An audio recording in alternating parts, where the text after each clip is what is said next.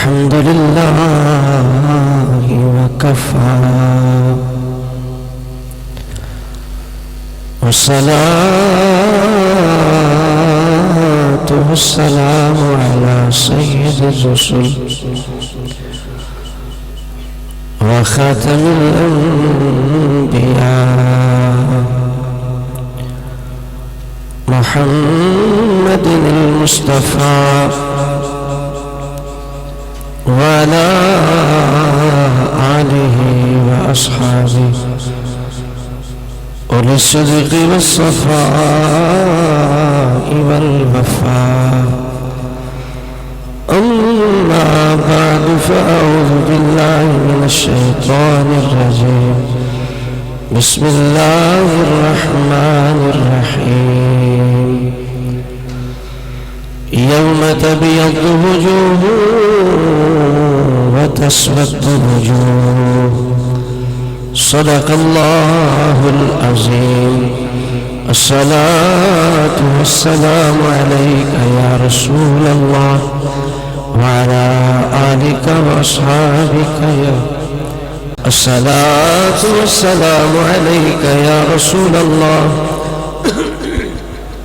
وعلى آلك واصحابك يا حبیب اللہ. میں پیر سائیں کے کلام سے گفتگو کا آغاز کر رہا ہوں. بڑا عظیم کلام ہے آپ کا، عقیدہ اہل سنت کے حوالے سے یاد بھی ہونا چاہیے. قرآن میں بیان پروردگار ہے. قرآن میں بیان بیس کم کرنی مل کے پڑھو. قرآن میں بیان پروردگار ہے کہ میرے نبی پہ سارا، میرے نبی پہ سارا. آپ میرے ساتھ پڑھیں گے تو میں آگے پڑھوں گا نا، مل کے پڑھیں. میرے نبی، میری تقریر تو اڈے واسطے، اگے علماء واسطے تقریر آسان، میں تو اڈے نہ مخاطب ہے. سر مل کے پڑھو. میرے نبی، جاگو یار ذرا مل کے پڑھو سارے. میرے نبی پہ سارا، یہ ترانہ ہے، سب کو یاد ہونا چاہیے اہل سنت کے عقیدے کے حوالے سے. مل کے پڑھے. میرے نبی پہ سارا، میرے نبی پہ سارا دار و مدار ہے.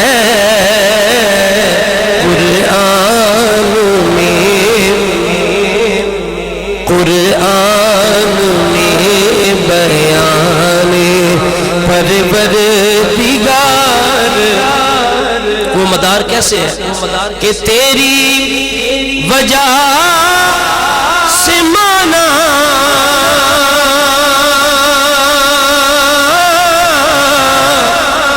تیرے صحابیوں کو، تیری وجہ سے مانا تیرے صحابیوں کو. طاہر تیرا گھرانہ، طاہر تیرا گھرانہ. پڑھئے. طاہر تیرا گھرانہ دل کا قرار ہے کہ میرے نبی پہ سارا دار و مدار. مولا علی کے صدقے صدیق پر میں قربان. مولا علی کے صدقے صدیق پر میں قربان.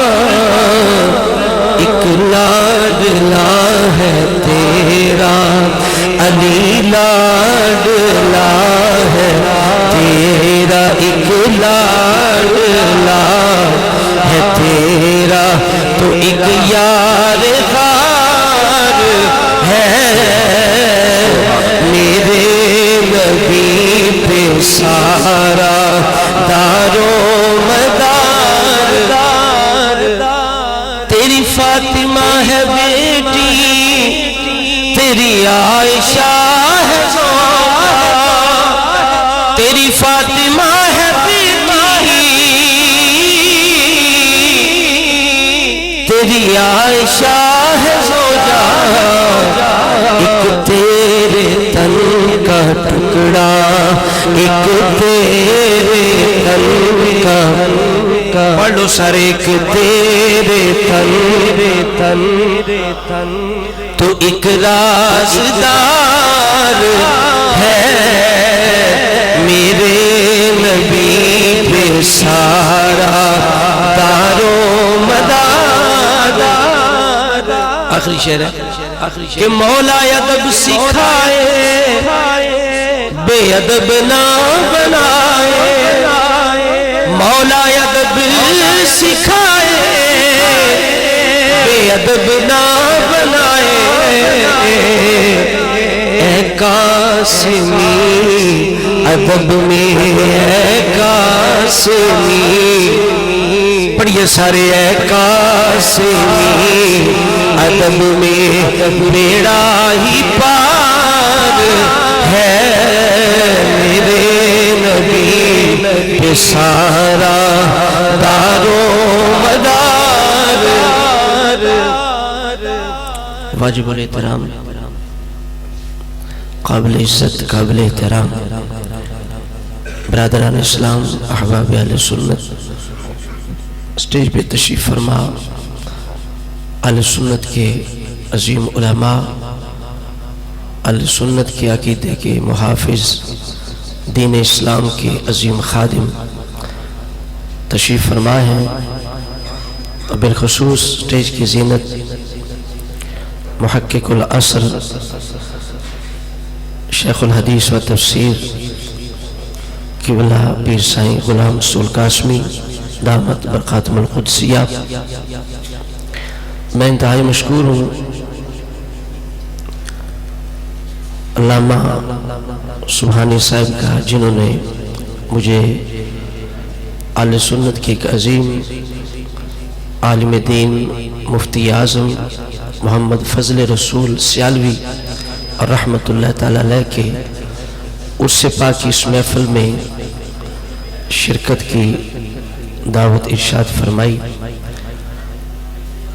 بلکہ میں صاحب عرس کا یہ فیض سمجھتا ہوں نظر کرم سمجھتا ہوں کہ مجھ جیسے آدمی کو اپنی محفل میں شرکت کا موقع عطا فرمایا اللہ رب العزت مجھے آپ سب کو صاحب عرس کے فیضان کے سمندر سے مالا مال فرمائے اور ہمیشہ تا قیامت اس آستانے کو اس درسگاہ کو قائم اور دائم فرمائے میں چند باتیں عقیدہ اہل سنت کے حوالے سے آپ حضرات کے سامنے رکھوں گا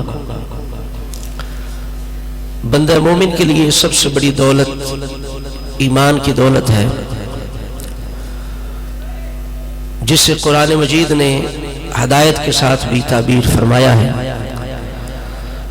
جس کو ہم ہر نماز کی ہر رکعت کے اندر اللہ تعالیٰ کی بارگاہ سے مانگتے ہیں اہدنا الصراط المستقیم یا اللہ ہمیں صراط مستقیم کی ہدایت عطا فرما صراط مستقیم اور ایمان نام ہے عقیدہ اہل سنت کا ہم پر اللہ رب العزت کا سب سے بڑا انعام سب سے بڑا فضل عقیدہ اہل سنت ہے رسول اللہ صلی اللہ تعالی علیہ وآلہ وسلم نے ارشاد فرمایا کہ علم حاصل کرنا ہر مسلمان مرد عورت پر فرض ہے تو علم کے باب کے اندر علماء کرام جس علم کو فرضی علوم کو سب سے پہلے بیان فرماتے ہیں اور سب سے بڑا فرض ہے وہ ہے عقیدے کی آگاہی. اگر عقیدہ درست ہے عبادات درست ہیں، عقیدہ صحیح ہے عبادتیں مقبول ہیں.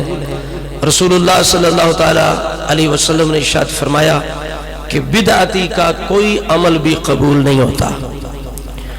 جو بد عقیدہ ہے اس کا کوئی عمل قبول نہیں ہے. اگر نماز بھی قبول ہے تو اہل سنت کی ہے، روزہ قبول ہے تو اہل سنت کا ہے، حج قبول ہے تو اہل سنت کا ہے، اللہ کا ذکر قبول ہے تو اہل سنت کا ہے، رسول اللہ کا ذکر قبول ہے اہل سنت کا ہے، بلکہ حضور کی آل صحاب کا ذکر بھی قبول مقبول ہے تو صرف اہل سنت و جماعت کا ہے. اہل سنت کے علاوہ کسی کا کوئی ذکر قبول نہیں، چونکہ اہل سنت اپنی مرضی سے، اپنے مزاج سے نہیں، اپنی خواہش سے نہیں، بلکہ رب رسول کی مرضی سے ان کا ذکر کرتے ہیں. تو عقیدہ اہل سنت اب بڑی دولت ہے. تو معلوم یہ ہوا کہ عقیدہ اہل سنت کو جاننا یہ ہر سنی پر فرض ہے. اس حدیث پاک کی روح سے طالب العلم فریضۃ علی کل مسلم، ہر مسلمان پر ضروری علم فرض ہے. تو عقیدہ اہل سنت جاننا یہ ہر فرد اہل سنت پر ضروری ہے، اور اس سے آگے بھی یہ ضروری ہے کہ وہ بندہ اس کو آگے بھی پہنچائے وَتَوَاصَوْا بِالْحَقِّ وَتَوَاصَوْا بِالصَّبْرِ کے تحت، کہ خود بھی عقیدہ جانے اور دوست احباب اہل خانہ قُوا أَنفُسَكُمْ وَأَهْلِيكُمْ نَارًا، اپنے بچوں کے لیے، اپنی بیٹیوں کے لیے، اہل خانہ کے لیے، دوستوں کے لیے بھی وہ عقیدہ اہل سنت کی اشاعت کے لیے کوشش کریں. صرف خود نہیں کہ خود سنی بنے، بلکہ اپنی اولاد کو بھی کٹر پکا سنی بنانے کی کوشش کرے، تاکہ قبر میں جائے تو یہ نہیں کہ اولاد اس کے لیے گناہ جاریہ بنے، بلکہ اس کے لیے صدقہ جاریہ بنے، گستاخ بے ادب نہ بنے، والدین سے بے وفائی نہ کرے، بلکہ وہ صحیح رستے پہ رہے. جو بھی عمل کرے، دعا بھی مانگے تو اس کی دعا قبول ہو جائے. اگر وہ اپنے والدین کے لیے روزہ رکھے تو اس کا روزہ قبول ہو جائے، والدین کے لیے نماز پڑھے تو اس کی نماز قبول ہو جائے، والدین کے لیے عمرہ کرے تو اس کا عمرہ قبول ہو جائے.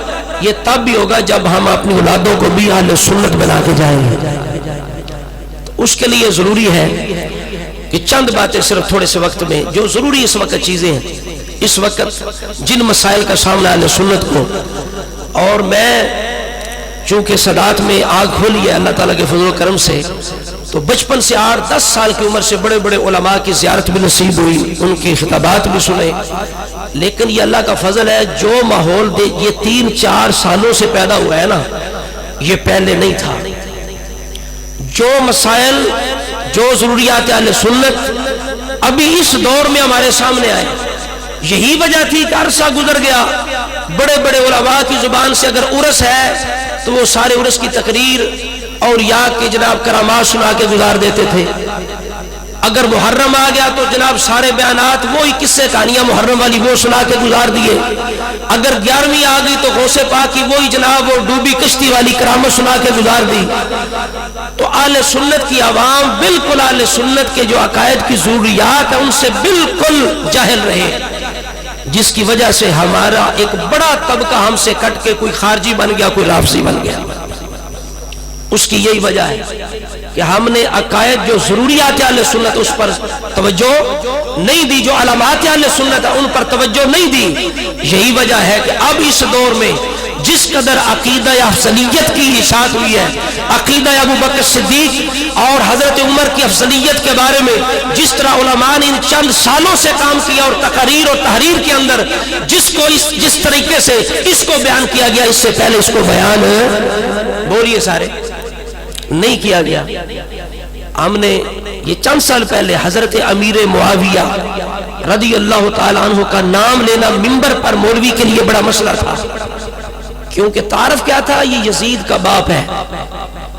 بس لوگ ڈرتے تھے اگر ہم نام لیں گے حضرت معاویہ کا ممبر پہ تو کیا بنے گا.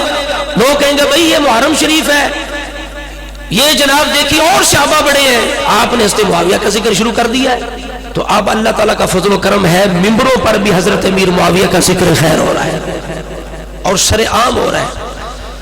اسی طرح کر کے عقیدہ افضلیت بڑا عام ہے، وہ ہر سنی پر سیکھنا آگے پہنچانا ضروری ہے۔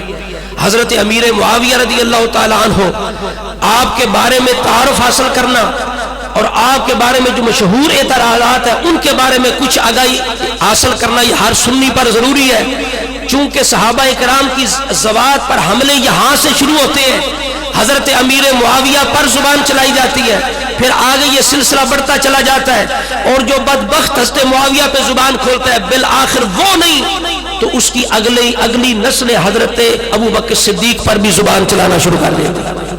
اگر اس کے گھر میں نہیں تو چند سال بعد اس کی اگلی نسلیں کالا جھنڈا گھر میں ضرور لگا دیتی ہیں۔ اس وجہ سے علماء فرماتے ہیں حضرت امیر معاویہ یہ صحابہ کرام کی جو شان عظمت ہے، مقام ہے، اور جو حیا ہے صحابہ کی، اس کے لیے ایک پردے کی مانند ہے، اس پردے کو کبھی پھٹنے نہ دو۔ تو عقیدہ افضلیت یہ جاننا اتنا ضروری، بلکہ علامہ عبدالعزیز پرہاروی رحمۃ اللہ علیہ نے تو علماء پہ واجب قرار دیا ہے، لیکن یہ آج تو واجب نہیں ہوا، یہ آج واجب نہیں ہوا، یہ شروع سے واجب ہے۔ جب سے رافضیوں نے اپنے عقیدے کی بنیاد مولا علی شیر خدا کی افضلیت مطلقہ پہ رکھی کہ بھئی علی ہی افضل تھے، تو پھر بھی کیا ہوا، بس ہو گیا بھئی، وہ ادھر مصروف تھے رسول اللہ کی تجہیز و تکفین کے اندر، بس صحابہ جمع ہو گئے بنو ثقیفہ کے اندر، انہوں نے ابو بکر کو امام بنا دیا، بس پھر مولا علی کیا کرتے، مجبور انہوں نے بھی بیعت کرنی پڑی، پھر خاموش رہے، ساتھ ساتھ چلتے رہے، اس لیے کہ رسول اللہ نے وصیت کر گئے تھے علی کچھ بھی ہو جائے تو نے ان کے خلاف تلوار نہیں اٹھانی۔ عظیم بات ہے، اللہ تو اس امت کی شان بیان فرما رہا ہے، کنتم خیر امت اخرجت للناس تأمرون بالمعروف وتنہون عن المنکر۔ اگر مولا شیر خدا نے، بلکہ جب انہوں نے وہ صحابہ پہ تحریف کا الزام لگانے لگے نا، تو انہوں نے کہا یہ یہاں امہ نہیں ہے، آئمہ ہے، کنتم خیر آئمہ، تم بہترین 12 امام ہو، باقی کوئی بہترین نہیں ہے۔ جب یہاں شان بیان کرنے کی بات آئی، تحریف کی بات آئی، جس طرح ابھی پیر صاحب فرما رہے تھے کہ قرآن کو بدلنا تو یہ ان کے جناب دائیں ہاتھ کا کھیل ہے، بائیں ہاتھ کا کھیل ہے، کوئی اتنا کام ہی نہیں ہے۔ قرآن کے مقصد کو بدل دینا، اس کے حروف تک بدل دینا، جی یہاں امہ نہیں ہے، آئمہ ہے۔ جب یہاں بات آئی تو کہا یہ امہ نہیں آئمہ ہے، اور جہاں ذمہ داری کی بات آئی تو کہتے بس جی پھر کیا کرتے، مولا علی انہیں مجبوراً ساتھ جناب خاموش رہنا پڑا۔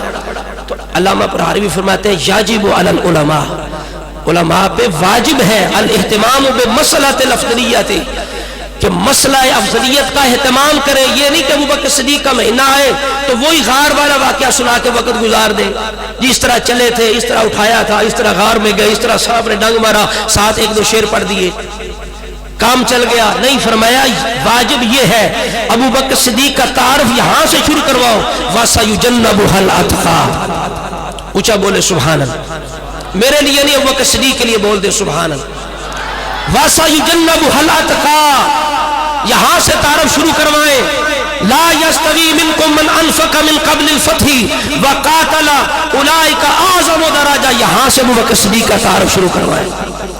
اور اس لیے فرمایا کیوں، یہ من علامات اہل سنت، اہل سنت کی علامتوں میں سے ہے، اور فرمایا اس لیے فرمایا تمہارے لیے اس مسئلے کے اہتمام کے لیے کافی ہے، فرمایا یہ کافی ہے تمہارے لیے اس مسئلے کے اہتمام کے لیے، انہا من علامات اہل سنت، یہ اہل سنت کی علامتوں میں سے ایک عظیم علامت ہے۔ سنی وہ ہے، سنی وہ نہیں جو صرف 11ویں کرے، سنی وہ نہیں جو صرف میلاد بیان کر دے، سنی وہ نہیں جو معراج بیان کر دے، سنی وہ نہیں جو جناب صرف ابو بکر صدیق کی شان بیان کرے، یہ وہ بھی لوگ کر رہے ہیں جن کا عقیدہ ابو بکر صدیق کی افضلیت مطلقہ کا نہیں ہے، وہ بھی بیان کر دیتے ہیں۔ سنی وہ ہے اس حوالے سے جو ڈنگے کی چوٹ پہ منبر پہ بیٹھ کے کہے کہ خیر ھذل امتی بعد نبیھا ابو بکر و عمر، اونچا بولے سبحان۔ امام اہل سنت نے اپنے سلام کے اندر جب مختلف صحابہ کی شانیں بیان کی نا، تو کیا بات ہے امام کی، انہوں نے خصائص وہ لے کے آئے۔ آپ نے ابو بکر صدیق کی ذات پر سلام بھیجنا چاہا، آپ کیا عرض کرتے ہیں، آپ کہتے ہیں کہ اس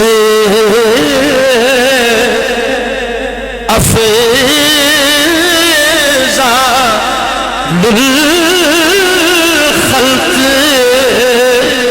بعد الرسل. سارے پڑھیے اس افضل الخلق بعد. لیکن ہوتا کیا ہے ساڑھے جنہوں خان بھی سلام پڑھ دیں تو شیر اپنے کو بڑھا کے بچوار چھڑ دیں. جڑے آل حضرت شیر نے وہ پتہ ہی نہیں. جی دیکھیں نا آل حضرت نے الگ الگ عنوان کے تحت شیر لکھے ہیں تو چاہیے یہ بھئی کتاب کم از کم ہاتھ میں ہو, جیسی محفل ہے جس حوالے سے جس عنوان کے تحت اسی طرح کے اشعار آل حضرت کے پڑھنے چاہیے. اگر ابو بکر صدیق کی شان ہے تو ان کے اشعار پڑھے جائے کہ اس افضل الخلق بعد الرسل. سارے پڑھے اس افضل ساڑی کو مون پڑھ کے راضی نہیں ہے نبا بھی کتھے پڑھ دیں مل کے پڑھو اس افضل الخلق بعد الرسل. ثانی اثنین ہجرت پہلا کو سلام. ثانی اثنین ہجرت ثانی اثنین ہجرت پہلا فارق حق و باطل امام الہدا. فارق حق و باطل امام الہدا. تیغ مسلول شدت پہلا کو سلام. تیغ مسلول شدت. افضلیت کا عقیدہ یہ اس وقت ایمان کو بچانے کے لیے اس عقیدے کو جاننا ضروری ہے, کیونکہ اسی بنیاد پر وہ لوگ معاذ اللہ پہلے تفصیلی بناتے ہیں, مولا علی شیر خدا کی افضلیت ثابت کرتے ہیں. یہ حدیث مبارکہ ہے پیر سنگھ صاحب کے سامنے میں آج کل علماء بھی تشریف فرما ہے. بعض لوگ اسے موضوع کہہ دیتے ہیں, لیکن جب میں نے بعض آپ سے میں عرض نہیں کر چکا, میں چاہ رہا تھا لیکن بات نہیں ہو سکی. یہ مشہور حدیث مبارکہ کئی علماء بیان بھی فرماتے ہیں جو مسند الفردوس کے اندر ہے کہ رسول اللہ نے فرمایا آنا مدینۃ العلم, آنا مدینۃ العلم و ابو بکر اساسها و عمر حیطانها و عثمان سقفها و علی بابها. یہ حدیث پیش کی جائے تو بڑی باز کو کہتے ہیں دیکھو جی یہ درایت کے خلاف ہے, عقل کے خلاف ہے, یہ موضوع ہے. یعنی جو ان کی عقل میں نہ آئے, جو ابو بکر عمر عثمان کی شان کو بیان کرے وہ موضوع ہے. چاہے وہ کسی بھی محدث نے کسی امام نے اس کو موضوع نہ لکھا ہو پھر بھی موضوع ہے. لیکن جو حدیث اماموں نے موضوع کہا ہو وہ ڈنکے کی چوٹ پہ بیان کر رہے ہیں, کہہ رہے جی دیکھو حضرت آدم علیہ السلام کی توبہ ہی پانچ تن پاک کے وسیلے سے قبول ہوئی. سب بولیے لا حول ولا قوت الا باللہ. یہ بیان کر رہے ہیں, یہ موضوع نظر نہیں آتی. جی مولا علی مرتضی شیر خدا کا رسول اللہ کا نور واحد ہے, یہ موضوع نظر نہیں آتی. لحموں کا لحمی, جسموں کا جسمی, یہ اعلی حضرت کہتے ہیں مطلب کمرین میں باطل ہے, اس کا معنی انتہائی خطرناک ہے, یہ موضوع نظر نہیں آتی. لیکن جب یہ حدیث پیش کی جائے دیکھو جی یہ عقل کے اندر نہیں آتی, یہ درایت کے خلاف ہے. کیوں کہ بھئی کبھی شہر کا بھی چھت ہوا ہے تو میں نے کہا اگر شہر کا چھت نہیں ہوتا تو وہ دنیا کے اندر کون سا شہر ہے جس کا صرف دروازہ ہے اور کچھ نہیں ہے. بھئی صرف دروازے کا نام شہر ہوتا ہے؟ بولیے اندر کچھ بھی نہیں ہے, شہر کے اندر کچھ نہیں, عمارت نہیں, بنیادیں نہیں, چھت نہیں, کچھ بھی نہیں ہے, صرف ایک دروازہ ہے. بھئی کم از کم شہروں کے 4 دروازے ہوتے ہیں. شہروں کے کم از کم کون سا شہر ہے جس کا ایک دروازہ ہے؟ 4 دروازے ضروری ہوتے ہیں, جس سمجھ سے کوئی آئے اسے شہر میں داخل ہونے کے لیے جگہ مل جائے. بولیے نا بھائی. لیکن محدثین فرماتے ہیں کہ رسول اللہ کا ہر صحابی باب مدینۃ العلم ہے اپنی حیثیت کے حساب سے, اس میں کوئی شک نہیں. جتنا عظیم دروازہ خلفائے ثلاثہ کے بعد مولا مرتضیٰ گنے جاتے ہیں باب مدینۃ العلم کے, بعد میں کوئی صحابی اس درجے کا نہیں ہے, لیکن ہر صحابی اپنے درجے کے لحاظ سے باب مدینۃ العلم, ہر صحابی. پھر جناب میں نے یہ بھی عرض کیا, جناب آپ دیکھیں کہ آپ کہتے ہیں کہ جی یہ عقل کے خلاف ہے، چونکہ یہ مثال پوری نہیں بنتی، تو میں نے عرض کیا کہ مثال ہوتی پوری جنت طرح ڈھالنے کے لیے نہیں، بس ایک چیز کے اندر ایک وجہ بیان کرنے کے لیے مثال ہوتی ہے۔ تو رسول اللہ نے مثال دے دی کہ ابو بکر کی بنیاد کی حیثیت ہے کہ جب رسول اللہ نے اعلان نبوت فرمایا تو سب سے پہلے جس شخصیت نے مصطفیٰ کی بارگاہ میں حاضر ہو کے کلمہ پڑھ کے، جو سب سے پہلے جنہوں نے اسلام کے اندر کلمہ پڑھنے میں اولیت حاصل کی اور سب سے پہلے صحبت مصطفیٰ میں حاضر ہونا، اور باقی جتنے بھی رسول اللہ نے فرمایا جو نیکی کا دروازہ کھولے اسے دیکھ کے جتنے بھی اس نیکی پہ چلے سب کا ثواب پہلے کو ملتا ہے۔ تو قیامت تک جو لا الہ الا اللہ محمد رسول اللہ پڑھتا رہے گا ان ساروں کا ثواب ابو بکر صدیق کو قیامت تک ملتا رہے گا۔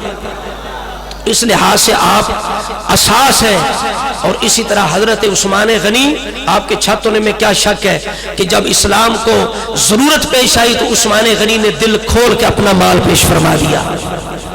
تو یہ بالکل حدیث پاک محدثین نے اسے ضعیف لکھا ہے، اور یہ تو موضوع پیش کرتے پھر رہے ہیں، یہاں ضعیف بھی قبول نہیں ہے، بڑے بڑے علماء نے صرف ضعیف لکھا۔ لہٰذا اس حدیث پاک کو میں عرض کروں گا علماء کی خدمت میں، طلباء کی خدمت میں یاد بھی کریں اور بار بار اس کو بیان بھی فرمائیں۔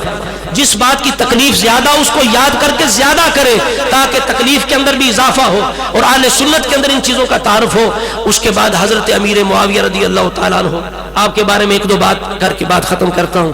اگلے دن ایک بندے نے بیان ایک مجھے شیئر کیا، پہلے بھی سنا تھا لیکن اب سن کے بڑی جو تکلیف ہوئی۔ وہ بندہ جناب ہزاروں کا مجمع اس کے اندر بیٹھ کے کہہ رہا ہے معاذ اللہ استغفر اللہ کہ جن کو رسول اللہ نے باغی کہا تم ان کے جھنڈے اٹھا رہے ہو، ان کے نام کے عرس کر رہے ہو، جناب تم ان کے مناقب بیان کر رہے ہو، یہ 1300 سال کی تاریخ میں یہ نہیں ہوا، چھوڑ دو اس کام کو۔ بڑی تکلیف کا بندہ اظہار کر رہا تھا۔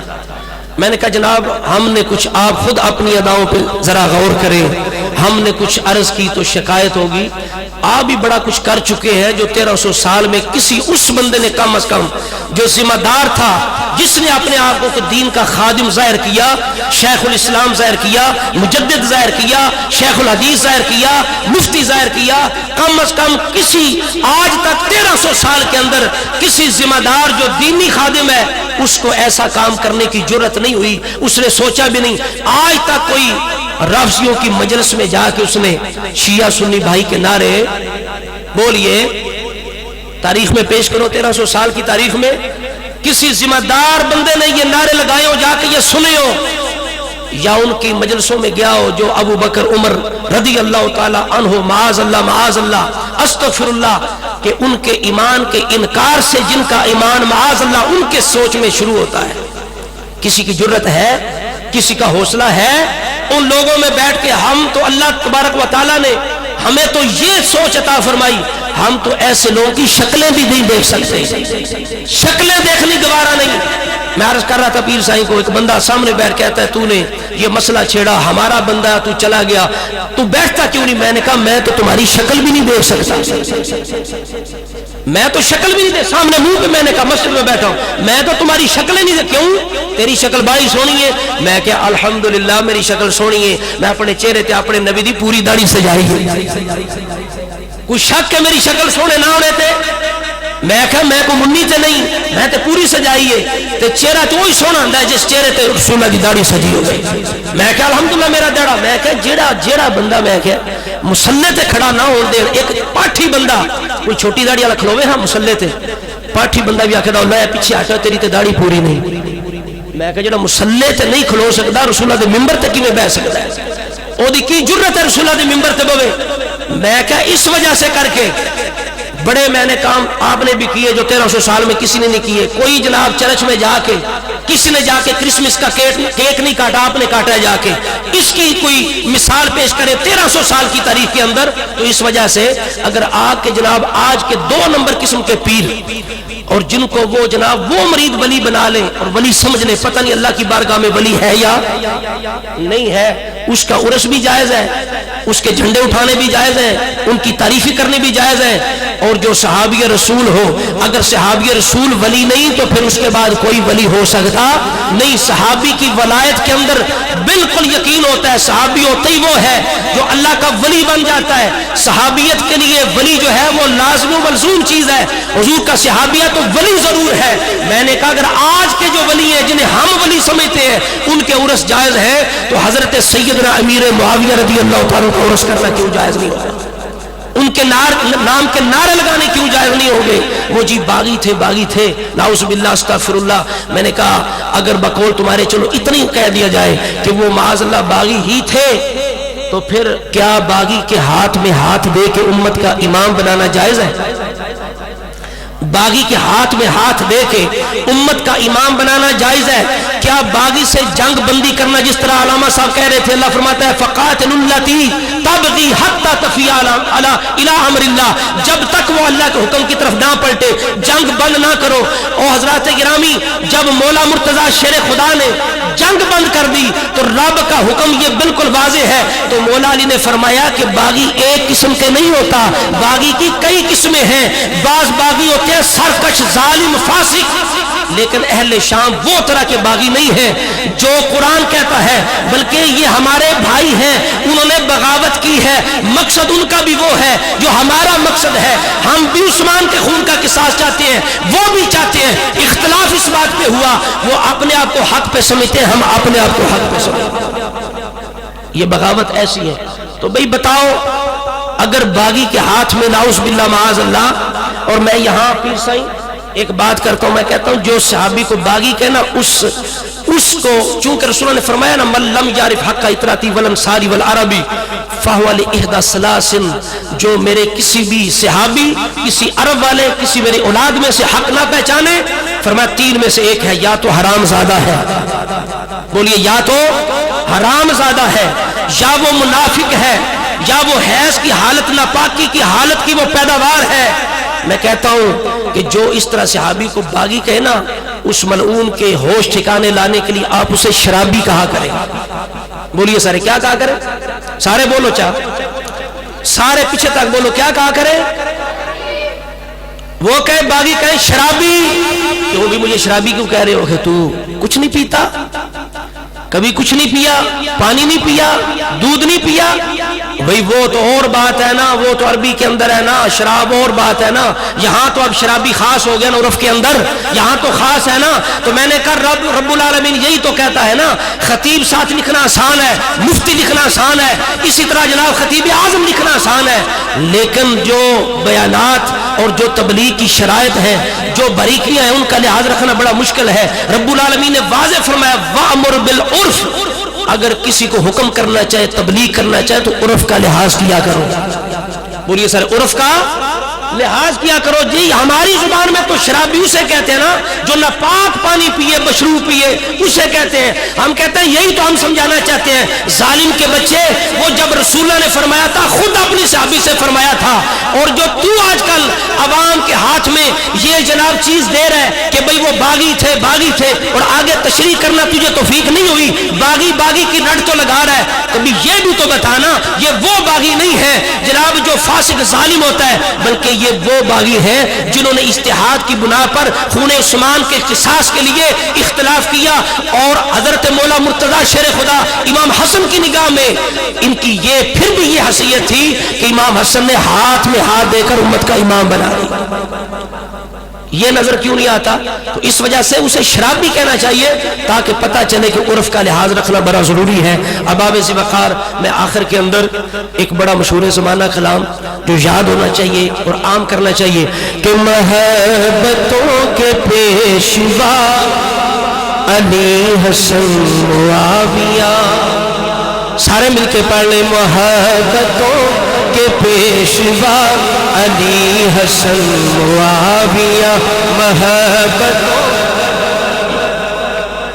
پڑھیے محبتوں کے پیشوا علی حسن معاویہ، محبتوں کے پیشوا علی حسن معاویہ عقیدتوں کے رہنما سارے پڑھے عقیدتوں کے رہنما علی حسن معاویہ عقیدتوں کے رہنما علی حسن معاویہ جو ان کے نام سے چڑے ان تین ناموں سے جو ان کے نام سے چڑے وہ خارجی وہ رافضی جو ان کے نام سے چڑے وہ خارجی وہ رافضی ہے سنیوں کے شہنشاہ ہے سنیوں کے بادشاہ علی حسن معاویہ ہے سنیوں کے بادشاہ مل کے پڑھے ہیں سنیوں کے بادشاہ علی حسن ہے سنیوں کے بادشاہ علی حسن یہ آج کل جو رسیوں خروج کا زمان ہے یہ آج کل جو رسیوں خروج کا زمان ہے ارے اٹھو پڑھو ذرا علی حسن معاویہ ارے اٹھو پڑھو ذرا یہ آج کل جو رسیوں خروج کا زمان ہے ارے اٹھو پڑھو ذرا علی حسن معاویہ محبتوں کے پیشوا علی حسن معاویہ عقیدتوں کے رہنما علی حسن معاویہ وما علیہ